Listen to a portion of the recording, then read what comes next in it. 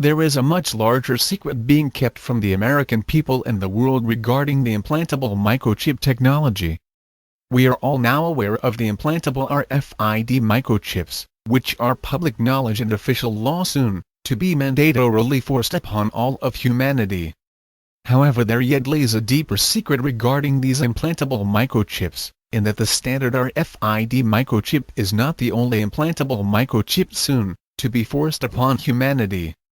There currently is advanced cybernetics technology being experimented on human beings, which allows for technological bypassing of the human brain, essentially enabling remote control of human beings via computer.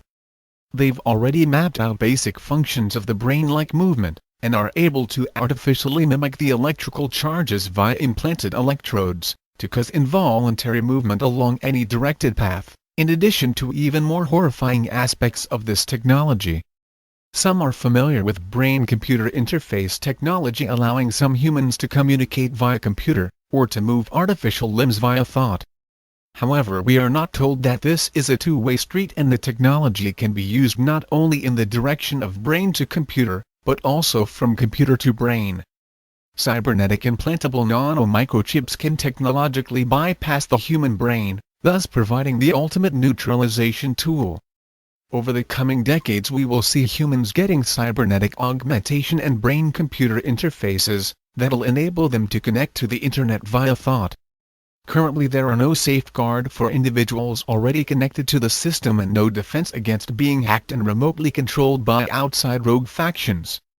The Bible refers to the cybernetic brain microchips as the mark in the forehead, while the RFID chip is referred to as the mark in the hand.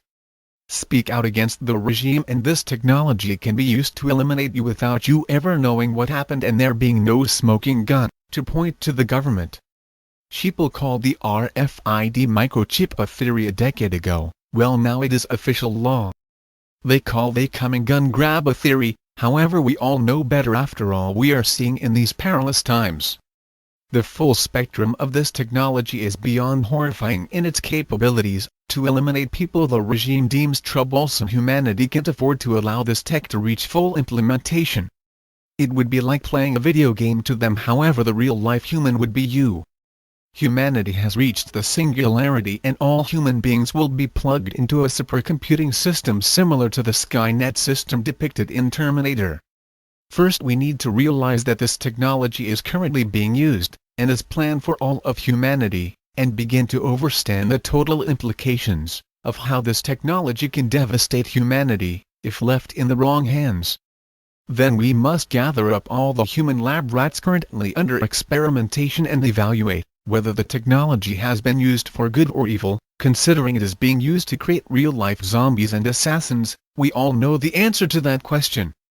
Our main focus should be to make sure that this technology comes under public regulation, because currently the military-industrial complex has thousands and thousands of cyborg sleeper agents all around the world that don't know they were ever cybernetically augmented.